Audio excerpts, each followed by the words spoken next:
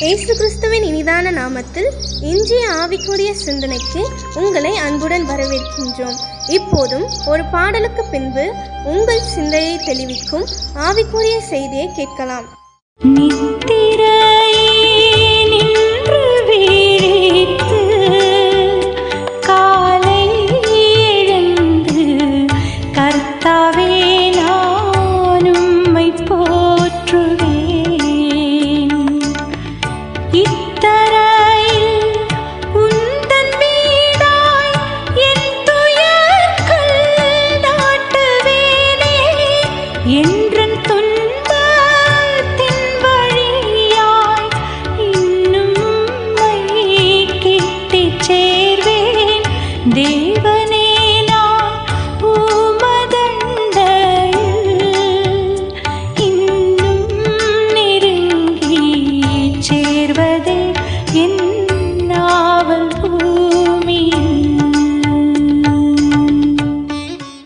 அதிகாலையில நமக்கு சகாயம் பண்ணுகிற இயேசுவின் இனிதான நாமத்தில் உங்களை வாழ்த்துகிறேன். நம்முடைய ஆவிக்குரிய சிந்தனைக்காக சங்கீதம் 46:5 நான் வாசிக்கிறேன்.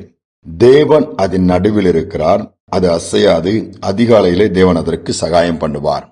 அதிகாலையிலே தேவன் அதற்கு சகாயம் பண்ணுவார். அதிகாலையிலே சகாயத்தை கொடுக்கிற, சகாயம் என்று சொன்னால் உதவி செய்கிற, நமக்கு நன்மை கொடுக்கிற, நமக்கு வழி நடத்துகிற ஆண்டவர் நமக்கு உண்டு என்பதை நாம் மறந்துவிடக் கூடாது. எப்பமா காலையிலே அவர் நமக்கு உதவி செய்ய ஆயத்தமா இருக்கிறாரு. காலையிலே நமக்கு கிருபைகளை கொடுக்க ஆயத்தமா இருக்கிறார். காலையிலே நமக்கு எல்லா விதத்திலும் நன்மையினால் நிரப்பி வழி நடத்த ஆயத்தமா இருக்கிறார். ஆனா நாம காலையிலே அதிகாலையில் அதை பெற்றுக்கொள்ள ஆயத்தமா இருக்கிறோமா? இதுதான் நமக்கு முன்பாக வைக்கப்படுகிற கேள்வி. இயேசு அதிகாலை அதிக இருட்டோடு எழுந்து வனாந்தரமான பகுதிக்கு போய் ஜெபித்தார்னு வேதம் சொல்லுகிறது. மகதலேனா மரியாதை குறித்து பார்க்கும் பொழுது அதிகாலை இருட்டோடு இயேசுவை கல்லறை இன்றைக்கு தேடி போறா. ஆனாலும் இயேசுவை பார்த்தாலே வேதம் என்ன சொல்லுகிறது? அதிகாலை தேடுவோர் என்னை கண்டடைவார்கள். இயேசுவை பார்க்கணுமா, அப்படி சத்தத்தை கேட்கணுமா? சரியான நேரம் அதிகாலை. எழுந்து பூமியே உள்ள ஜனங்கள் எல்லாம் தூங்கிட்டு இருப்பாங்க. எல்லா இடத்துல அமைதி இருக்கும். காலை நேரத்துல ஆண்டவரே சொல்லி கேட்டு ஒரு கூப்பிட்டு ஒரு வார்த்தை பேசிட்டு அமைதியா இருந்தா அவர் பேசுவாரு. அவருடைய சாயலை தரிசிக்கும்படியாய் முன்பாக வெளிப்படுவார். காரியங்கள் வெளிப்படும். இதைதான் ஆண்டவர் இந்த கிருபைகள் இப்படிப்பட்ட ஆசீர்வாதங்களை வைத்திருக்கிறார். எந்த இடத்துல உங்களுக்கு உதவி வேண்டும், ஒருவேளை காலையில் எழுந்தவுடன் துக்கத்தோடு இன்னைக்கு இந்த வேலையை எப்படி செய்து முடிக்க போறோம், இன்னைக்கு பலவீனமா இருக்குது, இன்னைக்கு இவ்வளவு வேலை இருக்குது, இவ்வளவு காரியங்கள் இருக்குது, இவ்வளவு இடம் பிரயாணப்படணுமே, இவ்வளவு அலைச்சல் இருக்குத, பயப்படுறீங்களா? காலையில் எழுந்து ஆண்டவர் சமூகத்துல போயிட்டீங்கன்னா ரீசார்ஜ் ஆயிருவீங்க. அவர் உங்களை நிரப்பிடுவாரு, பலப்படுத்திடுவாரு, உதவிகளை கொடுத்துருவாரு. உற்சாகமா புறப்பட்டு போய் திரும்பி அந்த இரவு முழங்கால் படிவிட்டு ஆண்டவருக்கு நன்றி சொல்லுகிற இரவா இருக்கும். இல்லைன்னா இரவு முழங்கால் போடக்கூட மனதில்லாம துக்கத்தோடு கண்ணீரோடு படுக்கைக்கு சொல்லுகிறதா இருக்கும். நீங்க அநேகருடைய வாழ்க்கை அப்படித்தானே இருக்குது. ஏன் உயர்வு இல்லை, ஏன் மாற்றம் இல்லை, ஏன் விடுதலை இல்லை, ஏன் அற்புதம் இல்லை? அதிகாலை நேரத்தை நாம் ஆண்டவருக்கு கொடுக்காததினால தானே. ஆபிரகாம் லிங்கன் அமெரிக்காவின் பெரிய ஜனாதிபதி, உங்களுக்கு தெரியும். அவருடைய ஆரம்பம் மிகவும் அற்பமா இருந்துச்சு. தாய் ஒரு காரியத்தை கற்றுக் கொடுக்கிறார்கள். அதிகாலை ஆண்டவருக்கு நீ கொடுக்கணும், வேதத்தை வாசித்து தியானித்து அவருடைய சமூகத்துல செலவழிக்கணும். மற்றபடி கல்வி கற்க எந்த வாய்ப்பும் இல்லை. வசதி இல்லாத குடும்பம், பிறகு விட்டினார் சொல்லப்பட்டிருக்கிறது சிறு வயதிலே. அதோடு மட்டுமல்ல, செருப்புகளை தைக்கிற அந்த பணியும் செய்தார். நிறைய காரியங்களை பற்றி வரலாற்றிலே படிக்கலாம். ஆனா அதிகாலை நேரத்தை ஆண்டவர் கொடுத்தாரு.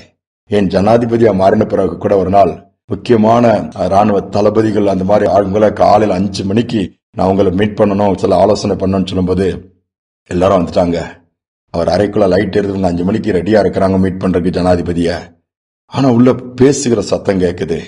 இங்க அந்த ராணுவ தளபதிகளுக்கு குழப்பமாயிடுச்சு. நம்மள 5 மணிக்கு வர சொன்னாங்க, நம்ம நமக்கு முன்னாடி யார் வந்திருப்பா, யார்கிட்ட அவர் பேசிட்டு இருப்பாரு, நமக்கு முன்னாடி கூட யாரோ வந்திருக்கிறாங்கன்னு சொல்லி அவங்களுக்கு எல்லாத்துக்கும் ஒரு ஆன்சைட்டி யாரா இருக்கும்னு சொல்லிட்டு அவர் கொஞ்ச நேரம் ஆன உடனே கதவை திறக்கிறார். வாங்க உள்ள வாங்க. நான் யாருமே இல்லை. ஒரு ஆள் கூட பேசுறது சத்தம் கேட்டுச்சுன்னு கேட்கும் போது இவன் கேட்டாங்க, என்ன காலையில யார்கிட்ட பேசுற மாதிரி? வருஷம் நேரம் சிரிச்சுட்டே, காலையில நான் பேசுகிற ஒரு நபர் உண்டு. எல்லா நாளும் ஃபர்ஸ்ட் அவர்கிட்ட தான் பேசிட்டு தான் மற்றவங்ககிட்ட பேசுவேன். அதுதான் என்னோடு கூட என்னை நடத்தி என்னை உயர்த்தி இருக்கிற ஆண்டவராகிய இயேசு. அவரோடு பேசிட்டு தான் மற்ற ஜனங்களோட குடும்பத்தாரோட ஃபர்ஸ்ட் டாக் அவரோட தான். ஃபர்ஸ்ட் பார்வை அவர் சமூகம் தான். ஃபர்ஸ்ட் போய் நிக்கிறதா அவர் முன்பாகத்தான் சொன்னாராம். எல்லாவற்றிலும் உயர்ந்திருந்தார். அதிகாலை அதற்கு சகாயம் பண்ணுவேன்னு சொன்னவர் நமக்கு சகாயம் பண்ண காத்துட்டு இருக்கிறாரே. நாம் ஆயத்தமா இருக்கிறோமா? ஏன் முயற்சி எடுத்து பார்க்க கூடாது? இதுவரை தோல்வி, மாற்றம் இல்ல, விடுதலை இல்ல, அற்புதம் இல்ல, சுகம் இல்ல, நிறைய பெரிய லிஸ்ட் வச்சிருக்கிறீங்களா? காலையில் ஆண்டவர் சமூகத்துக்கு கொண்டு போங்க. சகாயம் நிச்சயமாக கிடைக்கும், விடுதலை நிச்சயமாக கிடைக்கும், நன்மை நிச்சயமாக உண்டாகும். பிள்ளைகளுக்காக ஜெபிக்கலாம், வீட்டில் உள்ளவங்களுக்காக ஜெபிக்கலாம். ஜெபித்து சோர்ந்து போனாலும் அதெல்லாம் ஒரு பக்கம் இருக்கட்டு. காலையில நம்முடைய சமூகத்துல வந்துட்டப்பா, என்னை கண்ணோக்கி பாரோன்னு சொல்லி கேளுங்க. கண்ணோக்கி பார்ப்பார், கரம் பிடித்து நடத்துவார், கண்மலையின் மேல் உயர்த்துவார். இந்த சிந்தனையோடு ஜெபிப்போமா? அன்பின் தகப்பனே, இந்த நாள் நம்முடைய சமூகத்தில் நாங்கள் வந்திருக்கிறோம்ப்பா. முடியாத காரியம் ஒன்றுமே இல்லை. அநேக நேரம் காலையிலேயே இந்த சமூகத்துக்கு வரணும்னு விரும்புறோம். காலை தேடுவோர் உண்மை கண்டடைவார்னு சொன்னது மாதிரி அநேக நேரம் அதிகாலையில் எங்களால் நம்முடைய சமூகத்துக்கு வர முடியல, சரீர பலவீனம்னு சொல்லுகிறோம். அல்லது எங்களுடைய வாழ்க்கை ஸ்டைல் எல்லாமே, அனுபவங்கள் எல்லாம் சூழ்நிலை மாறிடுச்சுப்பா. இந்த நாளிலும் கூட வேதனையோடு இருக்கிற பிள்ளைகள், கண்ணீரோடு இருக்கிற பிள்ளைகள், ஒவ்வொரு நாளும் படுகிற பாடுகள், கடந்து போற பாதைகளின் நெருக்கங்கள் எல்லாவற்றின் நிமித்தமாய் அதிகாலை நோக்கி பார்க்கும் பொழுது என் தேவனுடைய மனதிருக்கம் இறங்கி வரட்டும். அவர்கள் உண்மை காணத்தக்கதாய், வல்லமையை அனுபவிக்கத்தக்கதாய், தொடுதலை உணரத்தக்கதாய் ஒரு புதிய பலனை பெற்றுக்கொண்டு உம்மிடத்திலிருந்து அந்த ஒத்தாசை சகாயத்தை பெற்று அந்த நாளை உற்சாகமாய் தொடங்க உதவி செய்யுங்கப்பா. யாரெல்லாம் பக்கம் இந்த நாளிலே காலை நேரத்தில் உம்மை நோக்கி பார்க்கிறாங்களோ, இந்த நாள் முதல் ஒவ்வொரு நாளும் காலைமை தேட உதவி செய்யுங்கப்பா. அதுல நான் மரியாளுக்கு உண்மை வெளிப்படுத்தினீங்க. நீங்க காலையிலேயே போய் ஜெபம் பண்ணீங்க, பிதாவின் சமூகத்துல போய் இருந்தீங்க. அதே வண்ணமாய் ஒவ்வொருவருக்கும் அந்த அனுக்கிரகம் உண்டாகட்டும். காலை நாங்கள் முதலாவது செலவழிக்கிற நேரம், முதலாவது உமக்கு முன்பாக நிற்கிற ஒரு அந்த அனுபவம், அந்த ஒரு பாக்கியம் உண்டாகட்டும். தாழ்த்தி ஒப்புக் கொடுக்கிற துதிகனமை ஏற்றுக்கொள்ளும் இயேசுவின் நாமத்தில் பிதாவே, ஆமேன், ஆமேன். காலை நேரத்தில் ஆண்டவர் சமூகத்துக்கு வருவோம். அவருடைய சமூகத்திலிருந்து நமக்கு சகாயம் உண்டாகும்படியாய் கர்த்தர் அனுக்கிரகம் பண்ணுவார். சூழ்நிலைகள் தலைகளாய் மாறும். இந்த சிந்தனையோடு இந்த நாளை தொடருவோம். மீண்டும் நாளை தினம் சந்திக்கலாம். கூக்குரல் கேட்பவரே, நன்றி நன்றி ஐயா. கூக்குரல் கேட்பவரே, நன்றி நன்றி ஐயா.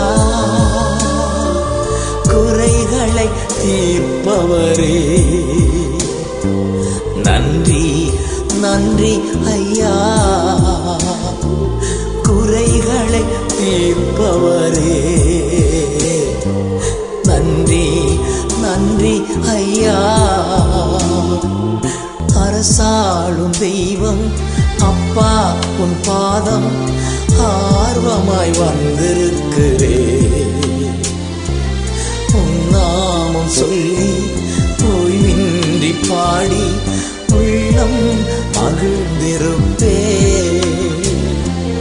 அதிகாலை